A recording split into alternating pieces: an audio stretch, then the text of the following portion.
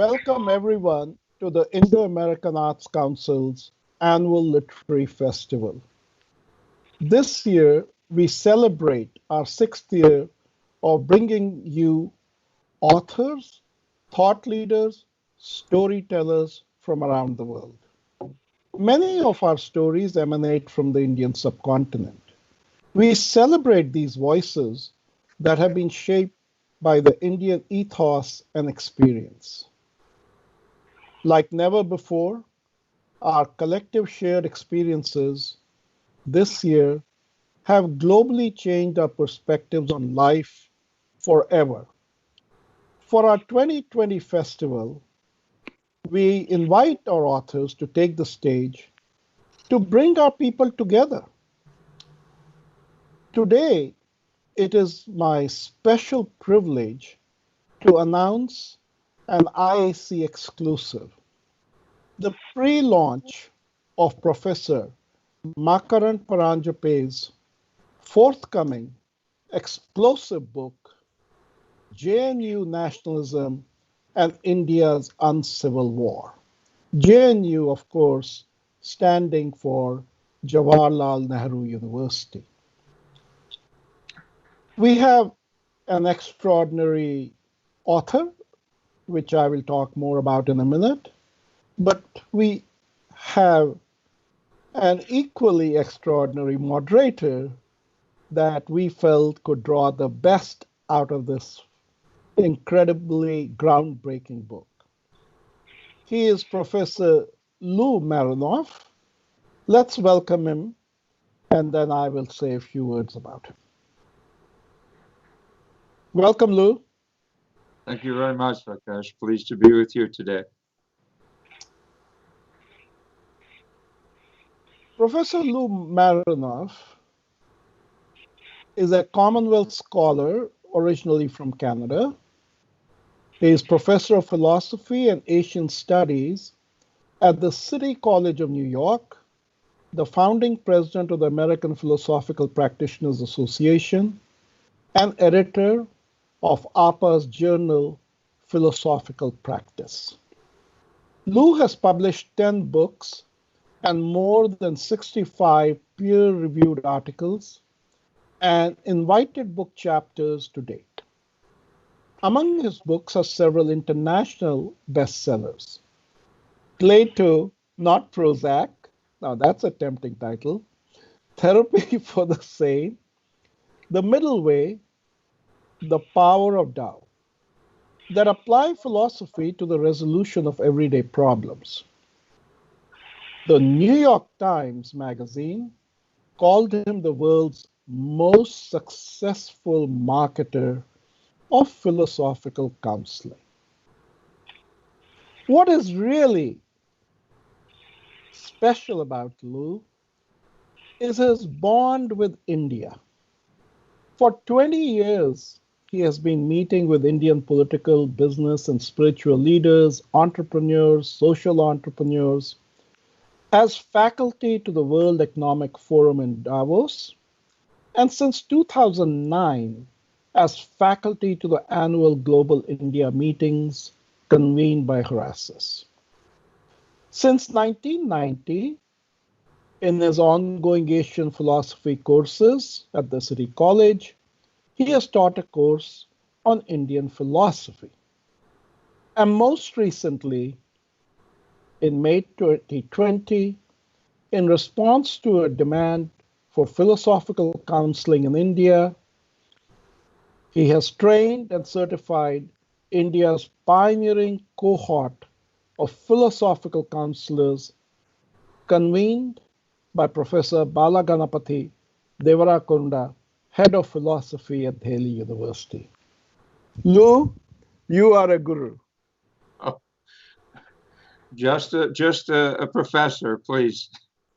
No, I see you differently, and I will share that in a minute. So, Lou, join me in welcoming the star of the show, Professor Makarand Paranjape. Indeed, more than enough about me, Rakesh. It's a great honor and a privilege to be able to moderate this session today on Makarand's latest and very interesting book. Yeah, welcome, Professor Makarand Paranjape. Welcome to the studio. Thank you so much. It's such a privilege to be with you as well as Lou. That almost rhymes. And I wanted to say that I've admired Lou's work for such a long time. And just to wear my other hat as the director of the Indian Institute of Advanced Study, we would love to have a special webinar by Lou in our Distinguished Lecturer series, but that will come later. Well, already the synergies that IAC creates cross-border is working. So a few words about you, Makarand, and then we'll get started. Professor Makarand Paranjape is an Indian novelist and poet. As just mentioned by him, he has been the director of the Indian Institute of Advanced Study, Shimla, since August 2018. He was, for the 19 years prior to that, a senior professor at Jawaharlal Nehru University in New Delhi, India.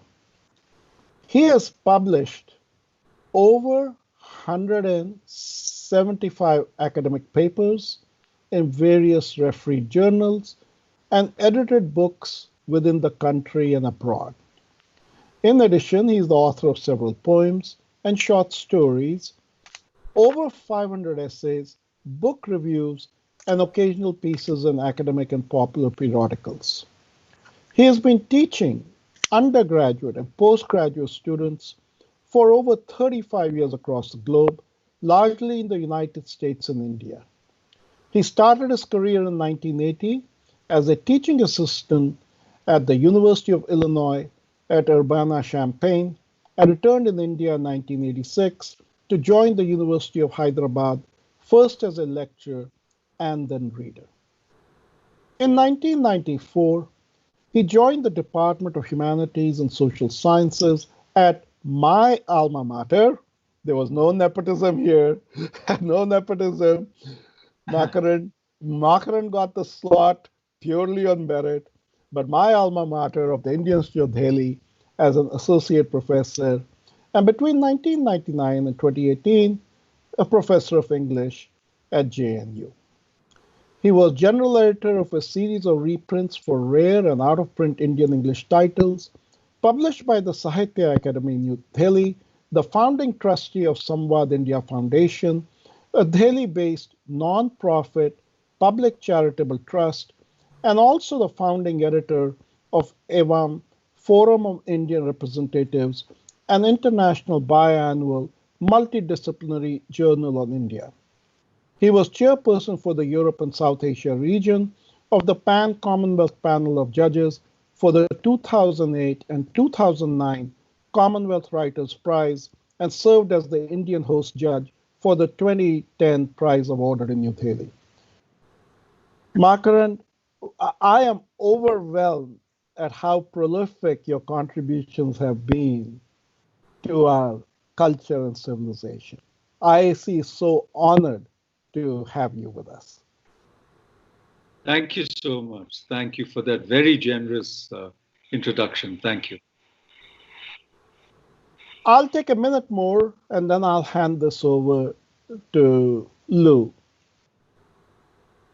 More than 1,000 years ago, a very famous philosopher in Kashmir by the name of Vatul Nath articulated the doctrine of Mahasas. The doctrine of Mahasas, translated approximately in English, means audacious courage. So it's not courage, it is audacious courage. And after I read this book, I came to the conclusion that what we have in Makarand, what we have in Lou, is a rebirth of what I characterize as warrior philosophers. We forget that Socrates was a soldier before he became a philosopher. We forget that his student Xenophon was a historian, a military general, a philosopher. These warrior philosophers that I'm presenting to our audience today are modern day satyagrahis. They are bringing truth force to bear on what they see in the world around them. And with that as a teaser, Lou, I will hand over the program for you to moderate. Thank you so much, Rakesh, for that very generous introduction. And without further ado, while our audience is still probably digesting this endless stream and very kind set of superlatives, let me turn straight away to Makarand. I've had the great pleasure of reading the latest edition of your proofs of this amazing book, JNU, Nationalism in India's Uncivil Wars. Indeed, as Rakesh has just said, perhaps we live in audacious times, and so a certain measure of audacity is called for in response. But let me ask you this: as a reader, I perceive two different trends in this book. Just to begin with, one is that you're endeavoring to tell from a very rational, reasoned, and fairly objective perspective a story, a narrative of what is unfolding before your eyes. On the other hand, this stirs in you very clearly some passions and some very strong ones, which then precipitate your further embroilment in the situation, not merely as a spectator, but as an actor. So tell us then, how and why did you write this book?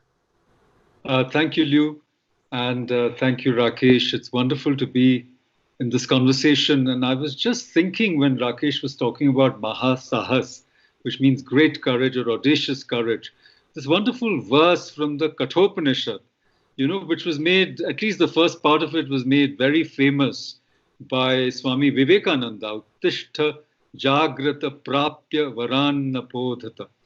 Shurasya dhara nishita duratyaya durgam pathastat kavayo vadanti. So he says, and I think if I remember the Rishi, I think it is Mahatamas, which is another story altogether. He says, arise, awake, find out the great ones and learn from them, for sharp as a razor's edge, hard to traverse, difficult of going is that path. The reason I mention this is not just because of the idea of the audacious thought warrior, but also because, Lou, your book, The Middle Way, and the Upanishad are in resonance, because the Upanishad says courage lies in shunning extremes. And then that middle path that you tread on is like the razor's edge, which of course we know was also the title of Somerset Maugham's book. And he met Ramana Maharishi in the course of his travels in India. And that's another story. But let's come to JNU, which has always been in the news in India, mostly for the wrong reasons. And the question you asked about reason and passion. And I think if you're a thought warrior, you need both. You need reason so that you can separate the truth from the untruth, the propaganda, from whatever is actually sustainable intellectually, professionally, culturally, politically even. And then you need the passion to see it through. And I think that I became an unwitting spectator to the toils and turmoils of JNU, especially when it went through a very, very tumultuous phase in 2016. And so I was both participant and witness. And therefore, I wanted to tell the story as an insider, as a critical insider, of course, and yet as somebody who really wants to save the university, not bring it down. Because as you yourself said, the substitute for left-wing extremism or the academic gulags that you mentioned is not some sort of quasi-right-wing, what should I say, closing of the mind either. So you need the sweetness and light that Matthew Arnold spoke of. You need both reason, which is Apollonian, and you need the passion, which is Dionysian, to be the kind of champion of values that you are, Lou, in the United States, and that I've willy-nilly, should I say, been thrust into being some sort of public intellectual after being more or less a private kind of guy, doing my own work and writing books and so forth. But I think the times demand it, as Rakesh said. The times demand that we have this synergy across continents and really open up, those enlightened spaces of the mind, of the clear light of day, should I say, of the intellect, which can help us combat these extremes that we are faced with today. Well, I very much derive this impression from some of the book, as you characterize your own experience as a scholar and your own endeavor. And I formed the firm impression from your writings in this book, Makarand, that you love nothing better than the life of mind and the exploration of the endless ideas that humans are capable of coming up with, thought being, in Indian philosophical terms, the radiance of the mind, and that you enjoy bathing in that radiance and illuminating young minds with that experience. But unfortunately, perhaps, as Trotsky once said, I'm not a communist, but it's good to know the minds of the others. Trotsky once said that you may not be interested in the dialectic, but the dialectic is interested in you. So there came a time in your journey, as I think a very devoted and sincere scholar and educator, that the dialectic indeed became interested in you. Obviously, and in part, this is your memoir of that. So why is JNU specifically important as being the locus of this journey? Absolutely. You see, JNU, though it's a small university, it's a campus university with only 8,000 people, is a kind of PhD factory, you see, because we have hardly any undergraduates. We have undergraduates only in some language programs, where, for example, in Italian or German or Russian or French or Arabic or Persian, where we don't have that many undergraduate programs. So, except for these, JNU is almost exclusively a postgraduate university or a graduate school from the US nomenclature. So we only have masters and then MPhil and PhD. So what happens is that the products of JNU go out and populate all the other universities of India and colleges all over India, mostly in the humanities and social studies. And their time in JNU is actually quite wonderful at one level. It opens up their minds, it's intellectually stimulating, and it's also politically, should I say, quite challenging. But over the last few decades, I think the academic standards have declined, and JNU has become a place more for politics than academics, so that you have young minds captured and indoctrinated, and they form a kind of cabal, you see, and wherever they go, they kind of spread the same ideology. And what is this ideology? I would call it a kind of deluded left-wing, I would say, opportunism.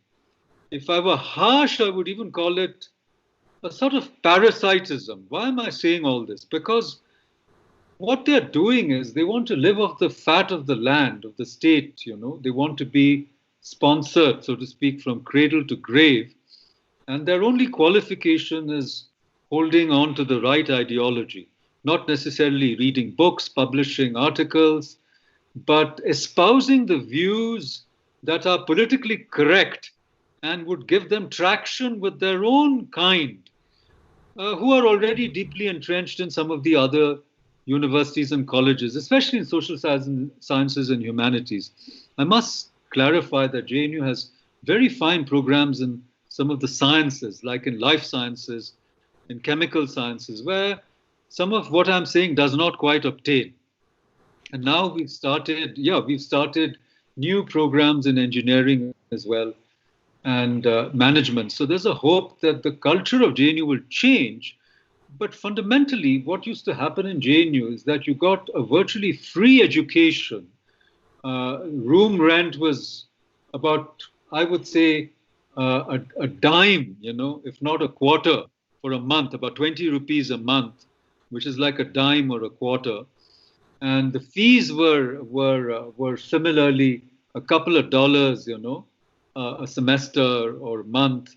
So basically, for less than the price of a pizza, you could get by in JNU, and every JNU student is funded, almost everyone, one way or another. And then once they're in, they hardly ever leave. Now the rules have changed, but you could hang on for 15 years in JNU, not finish your PhD, get deregistered, come back. And their idea of revolution was to lead a march from one of the hostels to the admin building, demand more buses, demand more coolers, demand something or the other, demand free this, free that.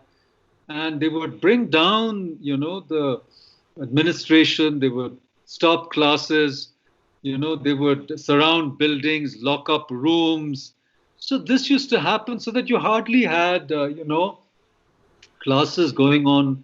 And especially after 2016, where there was a collision between the left-wing student union and the university administration, which was perceived to be right-wing after the election of Narendra Modi. And this clash led to almost no classes, right? And they locked up buildings. They wouldn't let professors go into their own offices. I held my classes under the tree or in the cafeteria, not out of choice. And then they would boycott teachers because there was no attendance requirement of any kind, which in a way is nice. I mean, I'm not a person for over-regulating, campus life, but there is a limit, and you could virtually not fail anybody. For example, I would teach, I've taught in JNU after I joined for 15 years, I taught research methodology. And I found that this was an MPhil PhD compulsory class, the only course that was compulsory in the English department. And I found semester after semester, not just poorly written, ill thought out paragraphs and sentences, but plagiarism, lifting things. And then when they get caught, they boycott you, they say bad things about you that, somehow, it's not proletarian. It's not good faith to reprimand students for cheating, and in other departments in the same building, other centers, whenever there are exams, if you go to the men's room, you see all these scraps of paper, with cheat sheets. And I would find them and I would go and tell the invigilator, look, your students in Persian or French or whatever the courses are cheating. They would just look at me and they would say, it's, we're not policemen. That's, what they do in the men's room, etc. So, there is that atmosphere of laxity in supposedly the best university in India.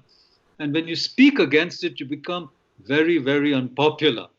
And I started facing all this. I was under a constant boycott. And yet I had a following, so to speak. Other students who were interested in ideas and in learning, they would hang out with me. They would take my classes. And I don't want to say this, but many times when they appeared for interviews later, they would say, whom did you do your PhD with? And when they said, we did it with Makarand, they said, oh, then you must be okay because he must have taught you something, So it was this entire culture, this entire malaise that my book is trying to expose. And what it is saying is that we need a corrective, that, that political correctness is not all that students should learn. A film is not good or a book is not good just because it says the right things about the LGBT community, or about resisting caste oppression or about climate change.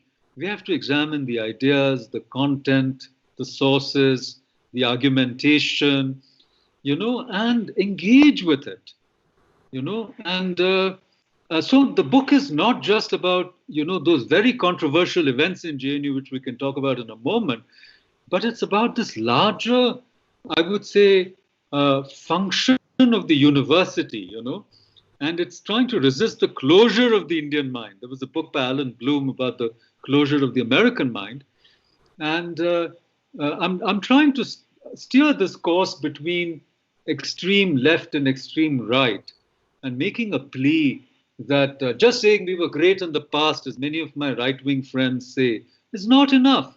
You have to read those texts, those brilliant ideas that Rakesh was also talking about, which we are so ignorant of today. And at the same time, to quote another fairly reasonable Indian Marxist, who was unreasonable in some respects, but he said very famously, his name was D.D. Kosambi, and he was trained as a mathematician in Harvard. He did an A.B. in mathematics and went back to India and started doing all kinds of very interesting work, numismatics, material culture. And he said Marxism is a way of thinking, not a substitute for thinking, you know. And this is what I was telling some of my own Marxist friends who've never bothered to actually read Marx, let alone read Trotsky or read, the black book, on what Marxism did, the kind of horrors that it perpetrated, that Frank Dicotter in his tetralogy has told us about China, what we've known about Stalinist Russia. So it's not enough just to condemn Hitler and constantly say, oh, the RSS is fascist, without even knowing what fascism means. You have to look at the other side as well. So my book is... Yeah, sorry. I mean, I could listen to you forever, but I want to get through these questions to expand upon these themes. You've more than provided some initial answers and have moreover injected them with many condiments of thought that we could pursue but won't have time to. It's absolutely Maoistic to blame the professor when students fail. That's straight out of Mao's Cultural Revolution, which is also not discussed. Hitler has become a synonym for evil in the deconstructed minds of the West, and he's the only one you're allowed to call evil. They don't know why. They just know that Hitler is evil. So if you want to then call someone evil, you compare him with Hitler. And this, of course, is what they've done with Bush for 4 years when he was, and they did it with Trump. Trump is Hitler. But there's no thought, no reason, no argumentation, only slogans. It's extremely important that you mentioned that this colonization of the academy by neo-Marxism began with the humanities, which are most vulnerable to infection by the cultural virus. And that the natural sciences and engineering are more resistant to it for obvious reasons. But I want to tell you, before asking my next question, I just want to tell you one anecdote, because what you're saying about India is to me very sad. I was shocked when I first understood that this had penetrated so deeply into Indian culture, especially as JNU serves, as you see, as an incubator for faculty in so many universities and no doubt for the intelligentsia. Look, about 15 years ago, I had dinner in New York with some friends and advisors of then Australian Prime Minister John Howard, Conservative Prime Minister. And they asked me some advice. They said, look, political correctness in Australia has taken hold in their best universities also, Australian National University or University of Sydney, and they see that it's become entrenched and they are seducing students with this political indoctrination. So they said, we're about 15 years behind the United States at this point in terms of the spread. What can we do? And I said to them, get further behind. That was the only advice. You're 15 years behind the US, get further behind. And that would be my advice, because Makarand, it doesn't end with humanities. They have wheeled the siege engines up to MIT and to Caltech and to all the formerly fine institutions of natural science and mathematics. And they're also indoctrinating them, believe it or not. So the whole culture ultimately will succumb to this if people do not stand up. And so that segues into more specificity. What are the most important parts of your book? I mean, that's an unfair question to an author. Of course, every part is important. But what are you trying to say beyond JNU, beyond the precincts of pure academe? What is your message for Indian society as a whole, for Indian democracy as a whole? what is the most important part of the book that speaks beyond the groves of academia? Thank you. I think the middle of the book, or the meat of the book, to use a non-vegetarian metaphor, is the largest chapter, which is actually on nationalism. And it's called Tagore, Gandhi, and What's Left of the Nation. And the whole point of that chapter is to try to situate the debates on the meaning of India. You see, what we have in India is the collapse of the so-called Nehruvian consensus, of 60 years, because the Congress party ruled India most of our independence of 72, 73 years. And it was, a kind of socialist, secular, minoritarian consensus, if you want to call it that. And of course, the secularism was malign, I would call it. Many started calling it pseudo-secularism because it was based on dividing people on the basis of religion, creating vote banks on the basis of caste, and diluting the provisions of the Constitution which guarantee equality, of opportunity, equality under the law. And in India, you'll find that there's no equality of any kind. For example, in Rakesh's home state, if I want to buy, a plot of land or even an apartment, I wouldn't be permitted because I'm a non-Kashmiri, And if I were a Kashmiri woman married to a non-Kashmiri man, I would lose my domicile rights.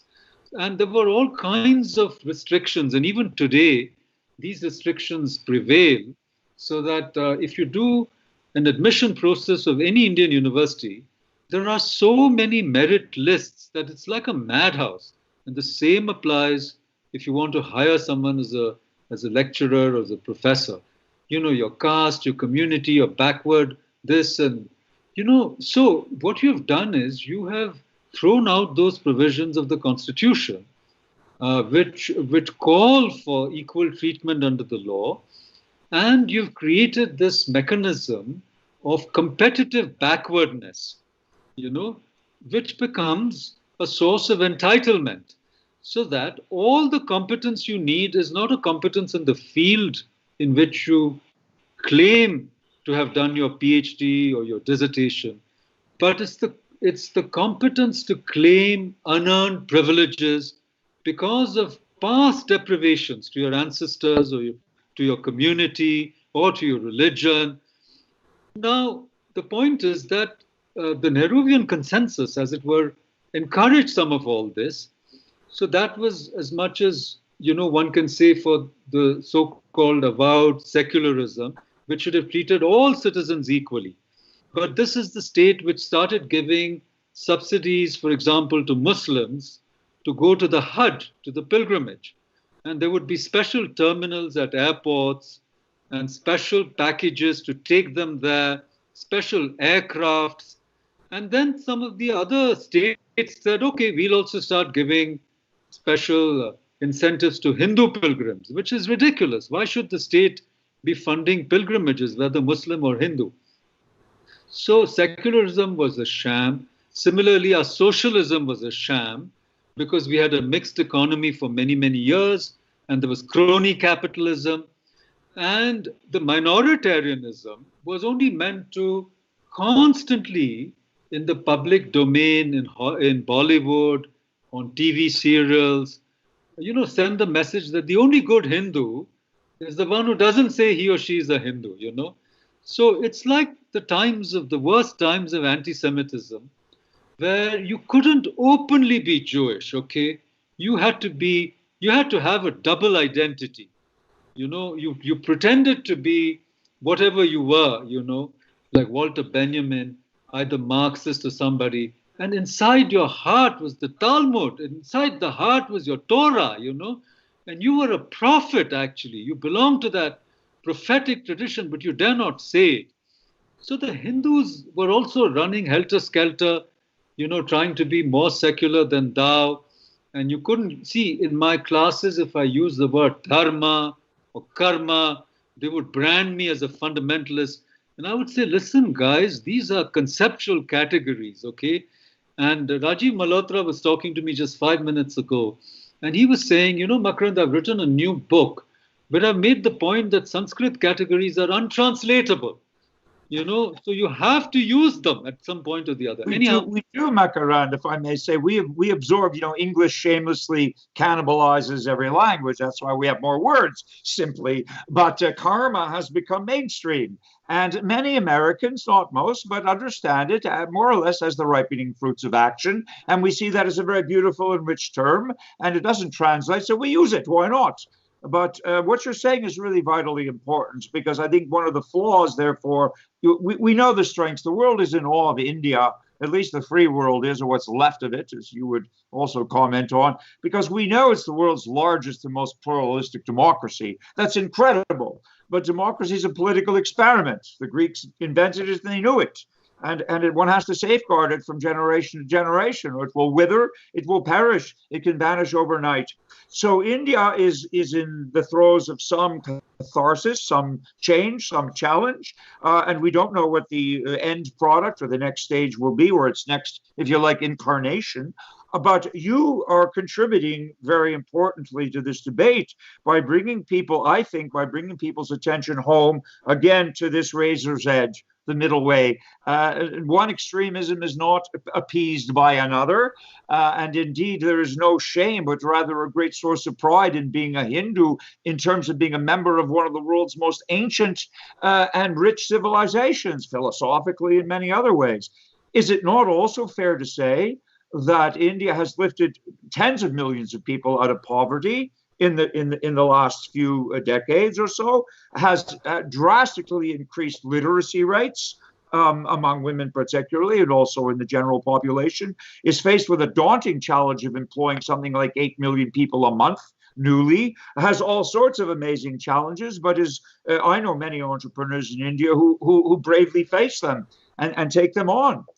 So I think there are many positives, but what you're saying is very disheartening, because you're telling a story here that you have replicated some of the worst failings of what's killing Western freedom. That is this Orwellian notion that everyone's equal, but some are more equal than others, and that there's a moral pecking order of privilege now that goes to the so-called historically disadvantaged, has got nothing to do with one's ability to accomplish a certain task, but with one's ability to lay claim to grievance and to resentment. And this sows seeds of dissent and hatred in the polity. And as you have observed in your book time and again on campus, it unravels the social fabric in a very destructive way and makes it difficult to knit together again. So in that sense, are you suggesting in your book, and please explain to the readers, that really this is not just about JNU, this is about the mission of Gandhi and the mission of Tagore and the mission of the other great minds of India? And what's at the heart of this is the very idea of India itself. Is that not so? Absolutely. What I've been trying to say is that, there are these so-called makers of modern India, and they were making a very important point that without rejecting Western modernity, rationality, and the fruits of science and technology, we had to somehow retrieve ancient wisdom and own up to our identity. So the agenda of modern India was at one level, modernizing with the rest of the world, but at the same time inflecting that modern project of development with also the project of self-awakening, self-understanding, and of self-identity. And I think that what happened, just to finish my point about the Nehruvian consensus, is that Nehru stuck to the development agenda, though he used the Soviet Union and its centralized 5-year plan,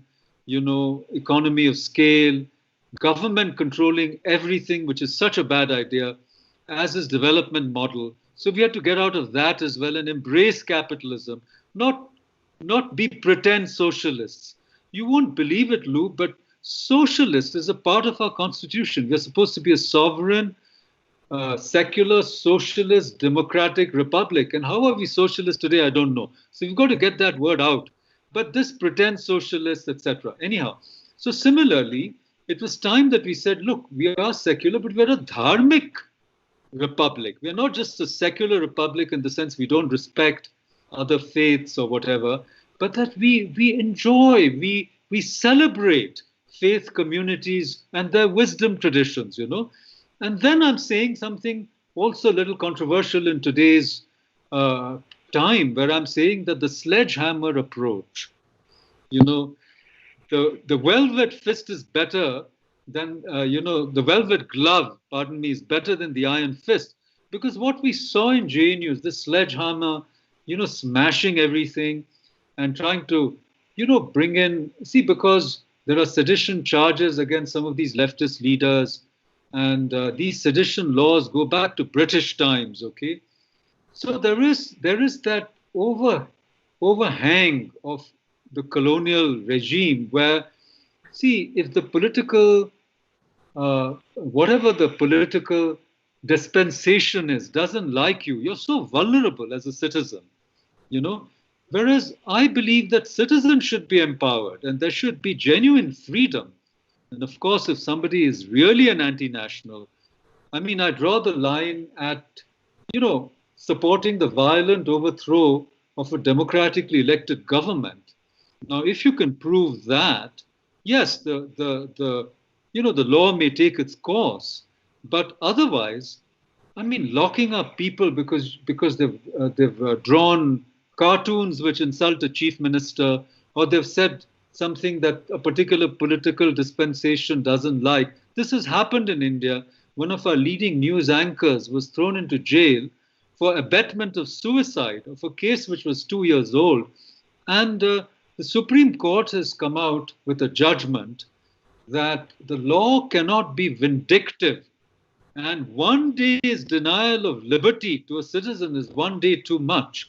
So, what we've had is a, mandatorily or compulsorily interventionist Supreme Court because the political class is misusing their power and targeting opponents. So what I've said in my book is that if you want to save at least Indian academics, please save the institutions and don't destroy institutional mechanisms. Police shouldn't enter the campus, and violent hoodlums shouldn't be allowed to, rampage on JNU or any other main university campus to settle scores. So institutional mechanisms are really, really important. And you have to not just be fair, but appear to be fair. You can't simply say, kick out these guys, stamp out dissent, cleanse JNU, etc. In fact, the book ends with COVID-19. And I've said that, the JNU leftist political discourse made fun of hygiene by saying hygiene is a bourgeois value. But I said, what? COVID is telling us that hygiene and social distancing may save us from the pandemic. So let's observe, I've said in the end of the book, some intellectual hygiene, and clean up our act. And maybe the post-COVID JNU cleansed of these elements, of both, the rabid right as well as the completely intolerant left, the bullying and intolerant left, cleansed of these elements, maybe there'll be a new dawn. That's my plea at the end of the book. Yes. Well, you are an optimist, and that also shines through even some of the darkest moments that you're narrating for us. And I have to tell you, we've seen all of this in North America. Unfortunately, we've seen it for much longer, and it's much more widespread. That's part of my dismay at your revelations about JNU. And we have, led parallel lives in some ways. So we are seeing things from this similar perspective. I have to tell you, Makarand, that the motto of APPA, and I'll say it in Latin since everyone believes things more when they're in a dead language for some reason. It has this power of benediction, does it not? But our motto is Nemo Veritatem Regit, which means nobody governs truth. And you came back to this is one of your earlier points, that we are governed by truths, that COVID will teach us the importance of hygiene, that we cannot politicize it and be immune. You know, no one is immune from the law of gravity. You may choose freely to disbelieve in the law of gravity, but if you jump from a roof, you will fall down, not up, because nature has an unconditional claim on your ascent in these domains. And there are, of course, karmic laws that operate also, much more subtly, perhaps, and more difficult for humans to discern at times. So I'm very impressed by your optimism, and I think this ultimately will win people over to your identification of some of the very toxic dogmas that they've absorbed. You know, in the late 60s, Berkeley, one of the famous public universities in the US, storied one, the students burned the campus because they wanted free speech, because a right-wing administration was cracking down on their protests against the Vietnam War and against other injustices or perceived injustices. And they were really not allowed to speak freely. So their protest turned violent, and I never condoned that. We cannot condone, as you've said, we cannot condone violence as an answer to anything. There has to be reasoned debate, particularly, for heaven's sake, on the campus of a university. But now you fast forward to the time that you're writing this book, and Berkeley students are again setting the campus on fire. And this time because they're protesting free speech, because the universities in the West will not allow conservative speakers or libertarian speakers or anyone who is not with the radical left agenda to speak. And they have the audacity, or rather the spinelessness, to say to them, we would love to have you, but we can't guarantee your security. And at the same time, they incite and foment riots and burn down their own campus to demonstrate how insecure they are. I know Richard Dawkins wasn't allowed to speak at Berkeley, for heaven's sake. For heaven's sake, exactly. He's not a conservative by any Not stretch. at all. Not at all. But he also believes in something called biology. We have a dean in Canada, a science, which is a fairly rigorous one in its own right, and tells us there are certain immutable facts of nature. And as you know well, and as you've also related in your book, part of the neo-Marxist ideology is that there are no truths, and therefore that biology can't possibly tell us any. A dean in a Canadian university was just obliged to resign because she, a biologist by training, asserted that there were two biological sexes. This is heresy in today's BGLTQRI alphabet soup politics. You're not allowed to declare two sexes. First of all, sex is a forbidden word and has to be used, replaced by gender, because gender is social. So therefore, it could mean anything. Sex is biological. It cannot mean anything. I want to return to one point that you made in your book, which really struck me. And you said in passing, you were also lamenting the degradation of standards. And this goes hand in glove with the leveling of culture that also permits the ground to be sown with toxic ideology. People can no longer discern the difference. They haven't read the canonical texts as you have. They don't understand what's behind what's being asserted. And you shocked me with your anecdote that the great JNU alumnus Banerjee, the Nobel Prize winner in economics, had come to the campus, and that's what the students wanted from him was a selfie. No one had a book. No one had a please sign your book for me. I treasure this work and I study it and it's on my shelf. No, just a selfie. And this is, I think, a snapshot that captures a lot of what's wrong. Could you elaborate? Oh, absolutely. I think that, there's a self-righteous, should I say, foregrounding, or I would even say tom-tomming of ignorance. You see, on both sides. One bunch says that, these texts don't matter, we don't need to read them. And another side, they simply say, Jai Shri Ram, or some slogan like that, as if that is their calling card. And once you say that, you don't have to read any book, or you don't have to engage with any text. You've just identified, or Bharat Mata Ki Jai, which really means, Hail Mother India. I mean, I was in a lecture once as an audience, and every few minutes, people would break out and say, Bharat Mata Ki Jai. The speaker was quite good, actually, somewhat on the right. And after a while, I was quiet. I was trying to listen to the lecture. And someone turned around and said, how come you're not saying it? I said, I don't need to say that to appreciate the lecture, So this is the other side of this. But I wanted to go back to what you said about truth and also hygiene. See, what I meant by intellectual hygiene is I meant that, it's somehow unhygienic to plagiarize. That was my point. It's unhygienic to close your mind. It's unhygienic intellectually to try to bully or browbeat or boycott or bullshit somebody just to shut them up or because you dislike what they're saying.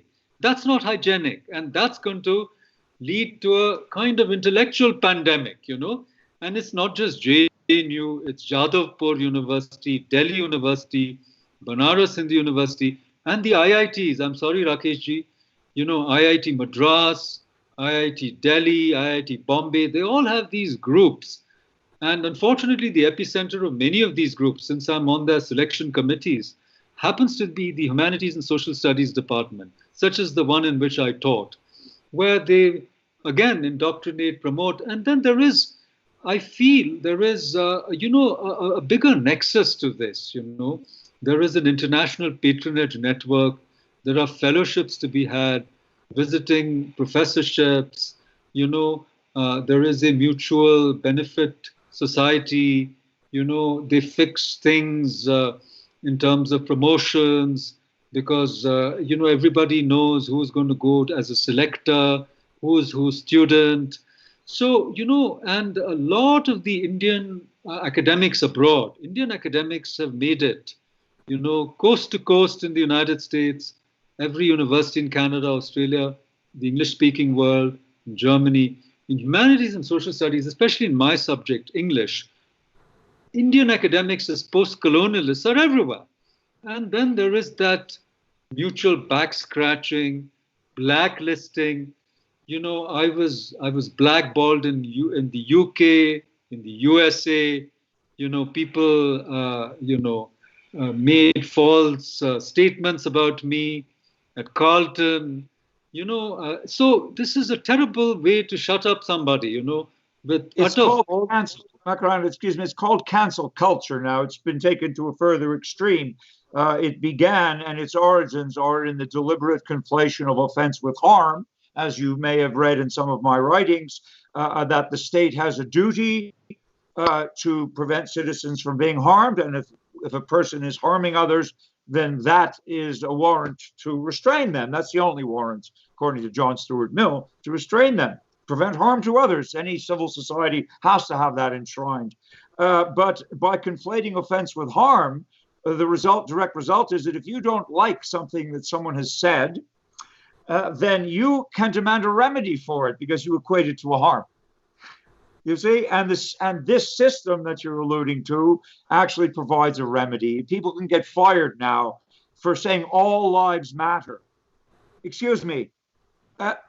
We go to ahimsa. We go to some of the oldest tenets of the humanitarian and humanistic Asian traditions, be they Hindu or Buddhism, be they Jain or Buddhist. All lives matter. Life is sacred. Sentience is sacred. We should not harm living beings. So what could possibly be wrong with saying all lives matter? Because in the hierarchy of the current insurrection, some lives matter indeed more than others, and you have to say only those lives matter. You see, it's what if you said all students matter? You could lay yourself open to you could be called a racist in the United States.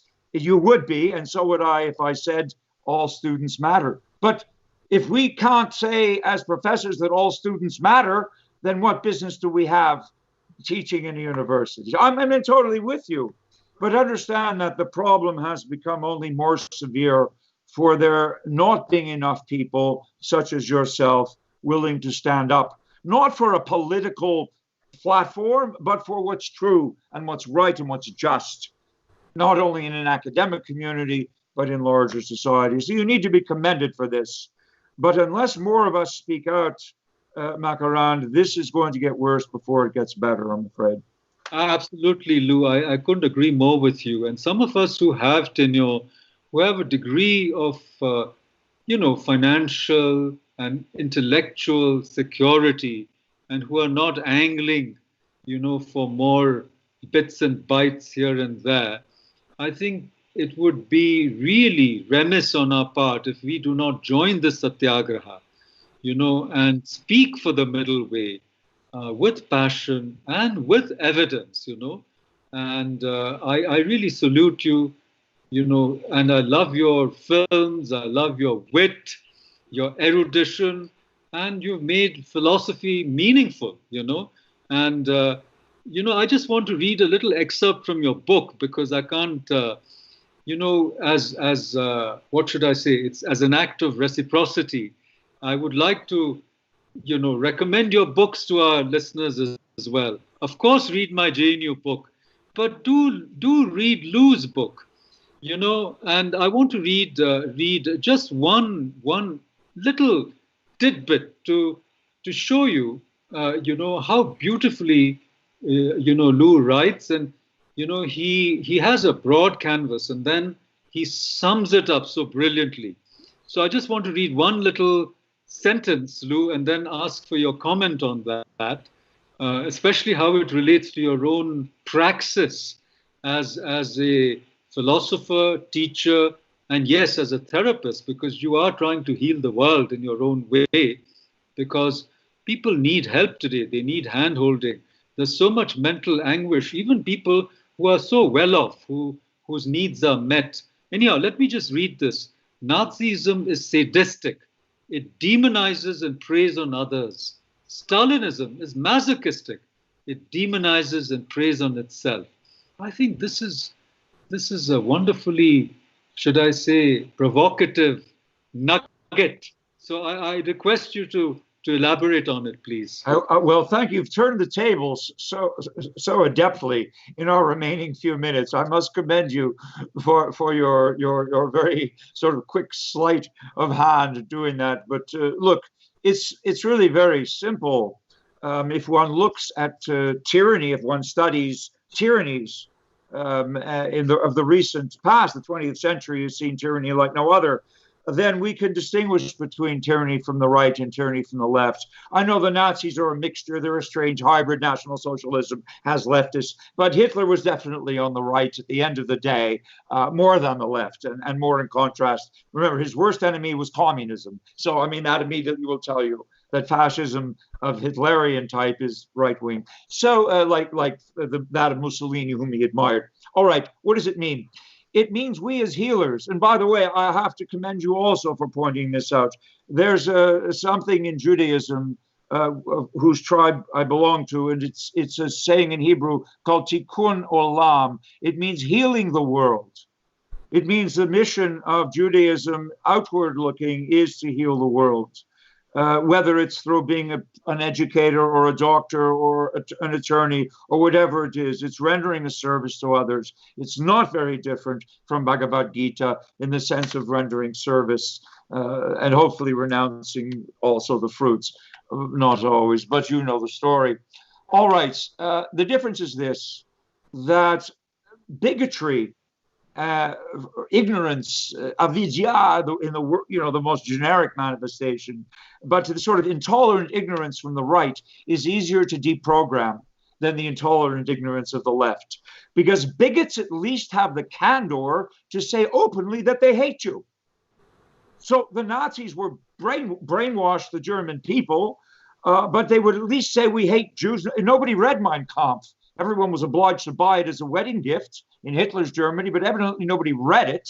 Had they read it in the West, they certainly would have seen what he was going to do. He didn't disguise his intentions.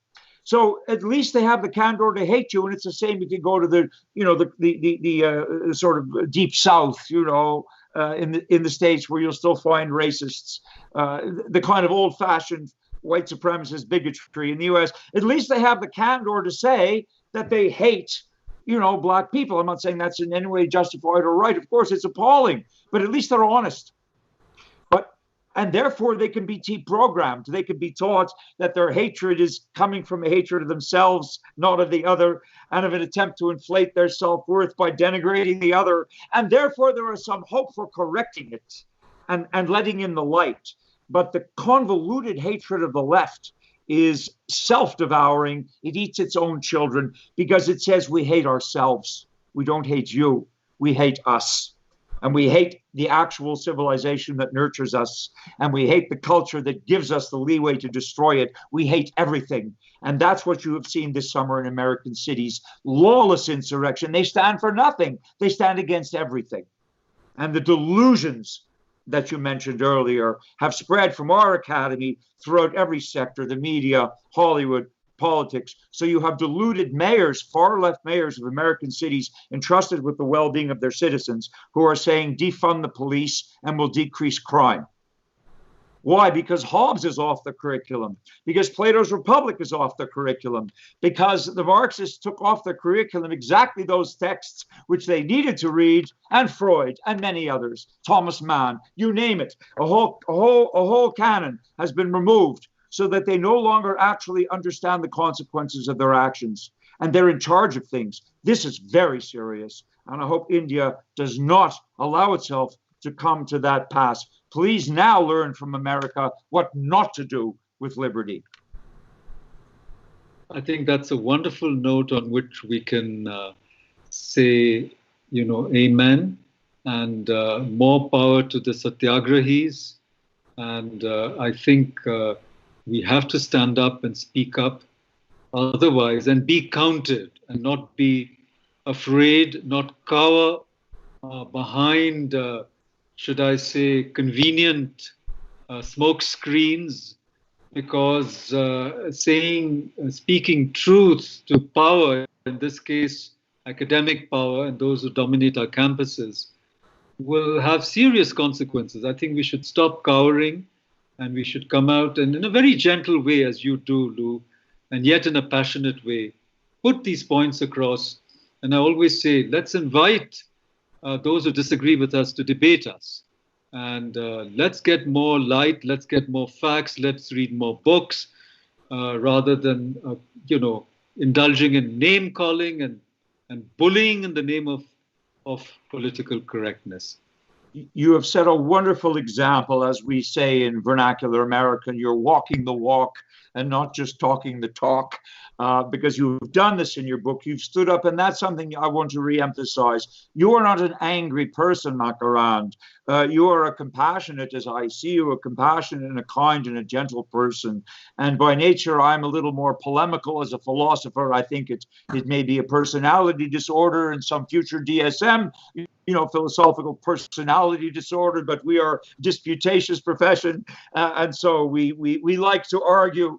But again, I'm not an unkind person by any means, and I do have a kind heart toward the world. I'm not an angry person either, but we must stand up against injustice when we see it. And the way to stand up against it surely is to call for debate, as you've consistently done and persuasively done, because that's all that separates us from the beasts. If we cannot sit down and articulate our positions as rational and, yes, as impassioned beings, and agree to disagree, and if I cannot say to you, or in this case I agree, but Makarand, if I could not say to you, I may disagree with what you say, but I defend your right to say it, we have to be able to tolerate that. But we can't tolerate...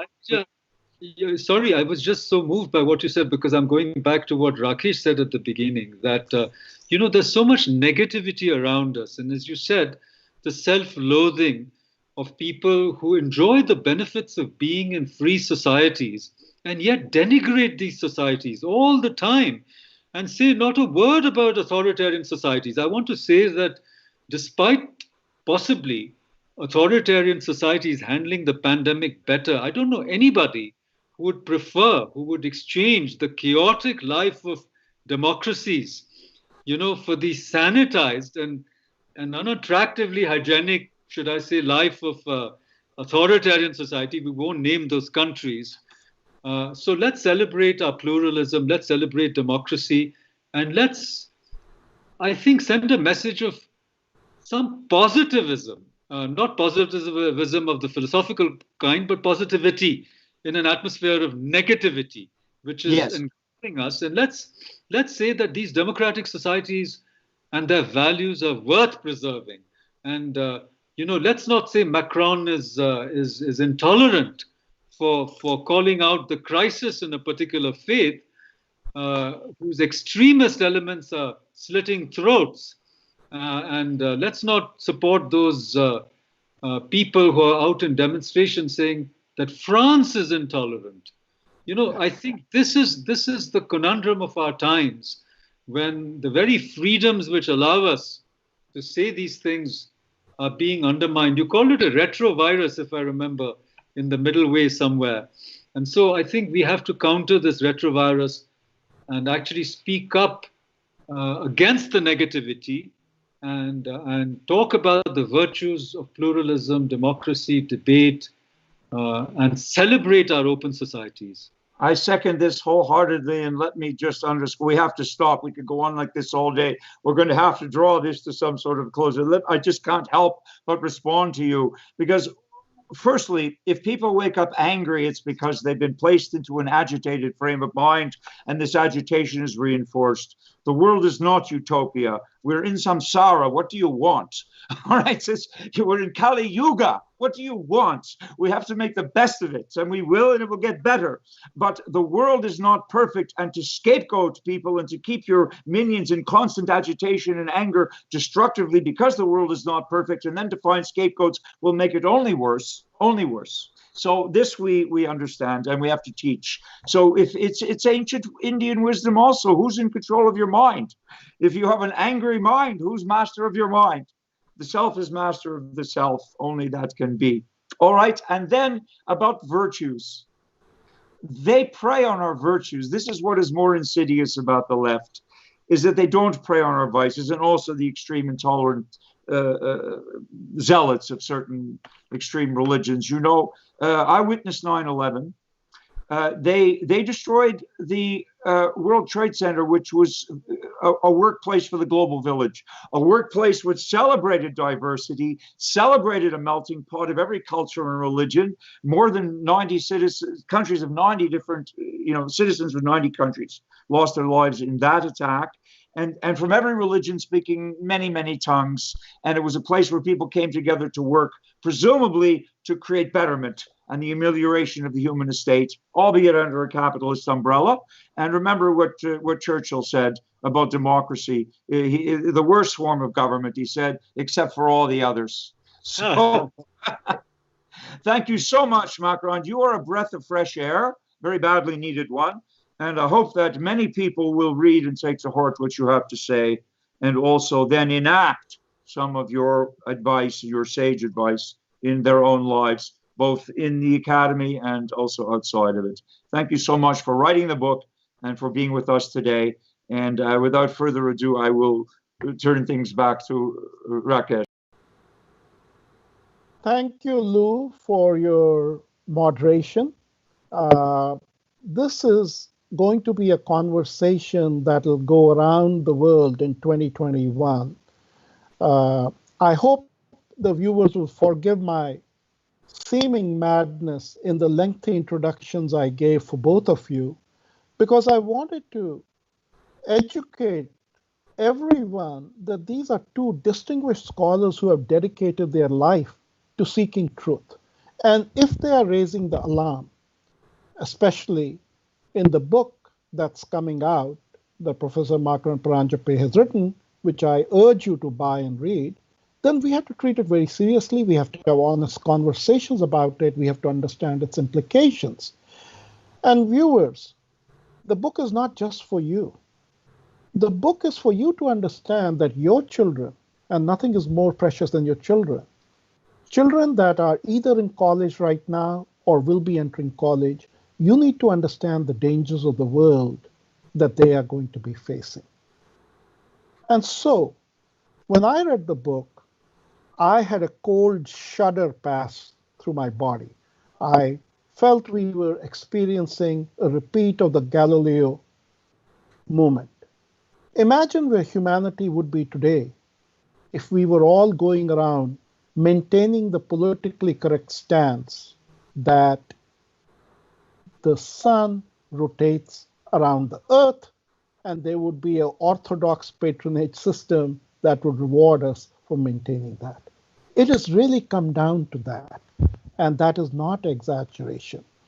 One of the great joys of my personal life is I went to 3 great universities: the Indian Institute of Technology, Delhi, Brown University, and University of Chicago.